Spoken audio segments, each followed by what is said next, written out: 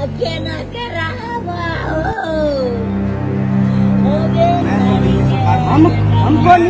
न्याय दिल्ली सरकार से और दिल्ली पुलिस से मैं ये पूछना चाहता हूँ कि हम बिहारी, हम अपनी भाषा हम कहीं पे हम बोल नहीं सकते क्या? ये हमारी भाषा बोलना हम गुनाह है क्या? उस छोटी सी बात पे लेके मेरे भाई को सामने से गोली मार दिया है।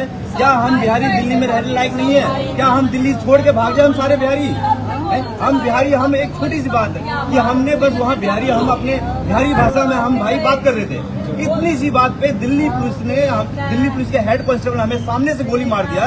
क्या हम बिहार छोड़ के भाग जाए? मैं दिल्ली सरकार से ये पूछना चाहता हूँ, मैं अपनी सीएम रेखा गुप्ता मैडम से ये पूछना चाहता हूँ कि हम मैम बिहार छोड़ के हम भाग जाए? हम बिहारी दिल्ली में, हमें कोई रहने का वो हक नहीं है।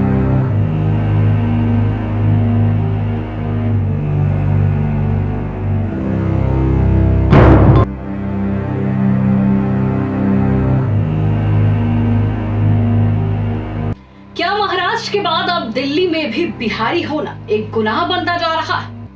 क्या देश की राजधानी में मेहनत मजदूरी करने आए लोगों की जिंदगी इतनी सस्ती हो गई है कि एक डिलीवरी बॉय को सिर्फ इसलिए मौत के घाट उतार दिया जाता है, उसके सीने में गोली दाग दी जाती है क्योंकि वो एक बिहारी है? तो सवाल सिर्फ कानून व्यवस्था पर नहीं बल्कि समाज की सोच पर भी उठता है और उस सरकार पर भी उठता है जो हर बार वोट लेने के वक्त ये कहती है कि हमारी सत्ता में आपके लोग, हमारे संरक्षण में आपके बच्चे सुरक्षित हैं। हम आपको सब कुछ बताएंगे विस्तार से इस रिपोर्ट में कि किस तरीके से बिहारियों के साथ दिल्ली में अत्याचार हुआ है। नमस्कार, मैं हूं शालिनी सिंह और आप देख रहे हैं क्यूरियस शालिनी। दिल्ली के द्वारका इलाके के जाफरपुर कला में एक दिल दहला देने वाली घटना सामने आई, जहां बिहार के खगड़िया के रहने वाले 23 वर्षीय पांडव कुमार की गोली मारकर हत्या कर दी गई। बताया जा रहा है कि पांडव एक प्राइवेट कंपनी में डिलीवरी बॉय का काम करता था और अपने परिवार के साथ उत्तम नगर इलाके में रहता था। परिवार में पिता, माँ, एक भाई और एक बहन है। घर की जिम्मेदारी उठाने वाला पांडव अकेला और बेहद शांत और सरल स्वभाव का बताया जा रहा है, क्योंकि वो अकेला इसलिए था क्योंकि उसके पिता काम नहीं करते थे और पांडव पे ही घर की पूरी जिम्मेदारी थी। घटना शनिवार देर रात की है। पांडव अपने दोस्तों के साथ एक जन्मदिन की पार्टी से लौट रहा था।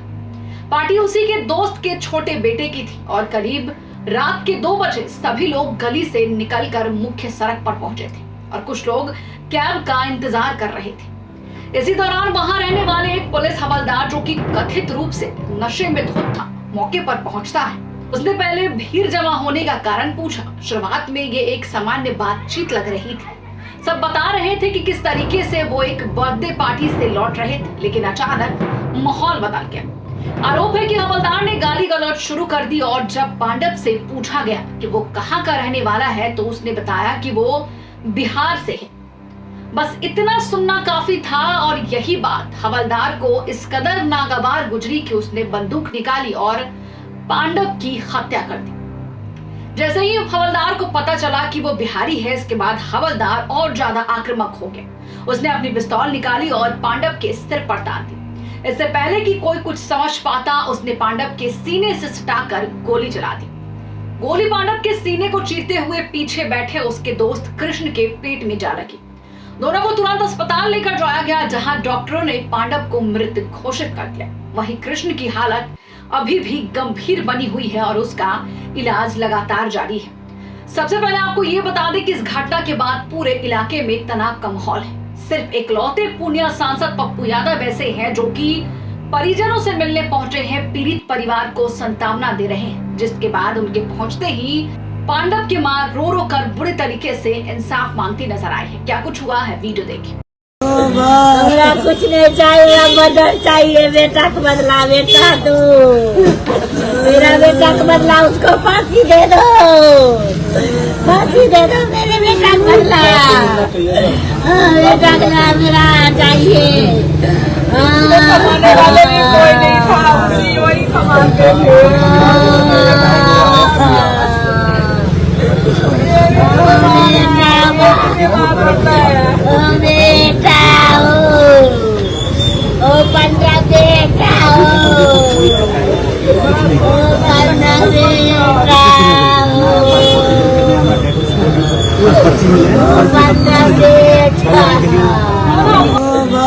हमरा कुछ नहीं चाहिए, मदद चाहिए, बेटा का बदला, बेटा तू मेरा बेटा का बदला, उसको फांसी दे दो, फांसी दे दो मेरे बेटा का बदला, बेटा का मेरा चाहिए।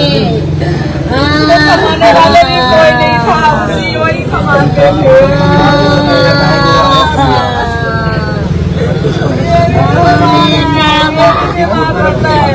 बेटा ओ पंद्रह बेटा किसी को भाई चला जाते हैं, क्यों ऐसे होता है सर? आप ही बताइए क्यों होता है? सर मैं सर दिल्ली सरकार हमको न्याय कर, मैं न्याय दिल्ली चाहिए। सरकार से और दिल्ली पुलिस से मैं ये पूछना चाहता हूँ कि हम बिहारी, हम अपनी भाषा हम कहीं पे हम बोल नहीं सकते हैं क्या? ये हमारी भाषा बोलना हम गुनाह है क्या? उस छोटी सी बात पे लेके मेरे भाई को सामने से गोली मार दिया है। क्या हम बिहारी दिल्ली में रहने लायक नहीं है? क्या हम दिल्ली छोड़ के भाग जाए हम सारे बिहारी? हम बिहारी, हम एक छोटी सी बात है कि हमने बस वहाँ बिहारी, हम अपने बिहारी भाषा में हम भाई बात कर रहे थे, इतनी सी बात पे दिल्ली पुलिस के हेड कांस्टेबल हमें सामने से गोली मार दिया।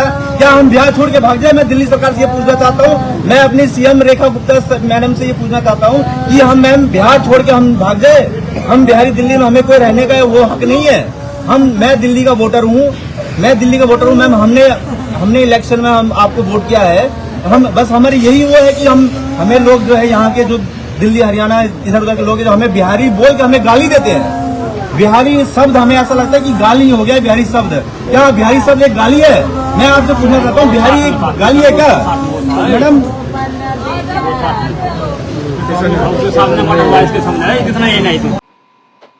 इस घटना के बाद पांडव के परिवार में मातम पसरा हुआ है। परिजनों का कहना है कि पांडव कभी किसी विवाद में नहीं पड़ता था, वो सिर्फ अपने काम से काम रखने वाला लड़का था, जो कि परिवार का एकलौता सहारा था। परिवार का आरोप है कि सिर्फ बिहारी होने की वजह से उनके बेटे की जान ली गई। उन्होंने पुलिस पर भी कार्रवाई में ढिलाई का आरोप लगाया है और आरोपी की जल्द गिरफ्तारी की मांग भी की है।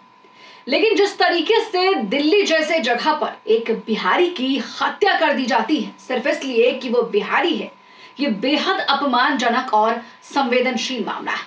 गुस्साए परिजनों और स्थानीय लोगों ने थाने के बाहर पहुंचकर विरोध प्रदर्शन भी किया और आरोपी को कड़ी से कड़ी सजा दिलाने की मांग भी कर रहे हैं। बता दें कि इस घटना के बाद राजनीति भी गर्मा गई है। कई नेताओं ने इसे बड़ा मुद्दा बना दिया है। विपक्ष का कहना है कि अगर देश की राजधानी दिल्ली में ही लोगों को उनकी पहचान के आधार पर निशाना बनाया जाएगा तो फिर ये बात बेहद चिंताजनक है। ये सत्ता के गलियारों में बैठे लोगों के लिए एक बड़ा मामला है। अब उन्हें जवाब देना चाहिए। तो दूसरी ओर आपको बता दें कि नेता प्रतिपक्ष तेजस्वी यादव सवाल उठा रहे हैं कि क्या अब बिहारी होना ही अपराध बन गया है? क्या मेहनत करके अपना जीवन चलाने वाले लोगों की कोई कीमत नहीं रह गई है? क्या बस बिहारी वोट देने के मशीन बनकर रह गए हैं? बस हमसे वोट लिया जाता है, हमसे मजदूरी कराया जाता है, लेकिन अगर सुरक्षा, संरक्षण और नौकरी की बात करें तो सबसे पीछे बिहारी को ही रखा जाता है। अब इसके बाद बड़ा सवाल उठता है कि यह घटना सिर्फ एक हत्या नहीं है बल्कि कई गंभीर सवाल भी खड़े करती है। सबसे बड़ा सवाल है कि अगर ये लोग दिल्ली में रहकर मुख्यमंत्री को वोट देते हैं, दिल्ली की मुख्यमंत्री रेखा गुप्ता को वोट देते हैं, फिर इनके साथ ऐसे सलूक क्यों हो रहा है? क्या वर्दी में बैठे लोग ही अगर कानून तोड़ेंगे तो आम आदमी किस पर भरोसा करेगा? क्या देश के भीतर ही लोगों को उनकी पहचान के आधार पर बांटा जा रहा है? और सबसे बड़ा सवाल कि क्या सच में बिहारी होना एक गुनाह बनता जा रहा है? आपको बता दें कि इस पूरे मामले को लेकर नेता प्रतिपक्ष तेजस्वी यादव ने सीधा पीएम नरेंद्र मोदी से सवाल पूछ डाले हैं और साफ साफ कह दिया है कि एक तरफ देश में चुनावी मंचों से बड़े बड़े वादे किए जा रहे हैं, रोजगार, सुरक्षा और सम्मान के वादे किए जा रहे हैं, लेकिन जमीनी हकीकत कुछ और ही कहानी बयां कर रही है। तेजस्वी ने साफ साफ कह दिया है कि ये सत्ता वाली सरकार है, ये बस वोट लेना जानती है, गरीबों का खून पीना जानती है, उनके खून पसीनों के मेहनत से अपना साम्राज्य बनाना जानती है, लेकिन बात अगर सुरक्षा की आती है तो इन गरीबों को छोड़ दिया जाता है। जहां हर राज्य के लोग अपने सपने को लेकर जाते हैं वो दिल्ली जैसा शहर, अगर वहीं पर पहचान ही मौत की वजह बन जाए तो यह सिर्फ एक राज्य नहीं बल्कि पूरे सिस्टम पर सवाल खड़े करता है। अब देखना यह होगा कि आरोपी की गिरफ्तारी कब होती है और क्या पांडव कुमार को इंसाफ मिल पाता है, या फिर यह मामला फिर एक फाइलों में दब कर रह जाता है बिहार के हर उन मामलों की तरह जिसमें सत्ता के लोगों का संरक्षण जुड़ा होता है।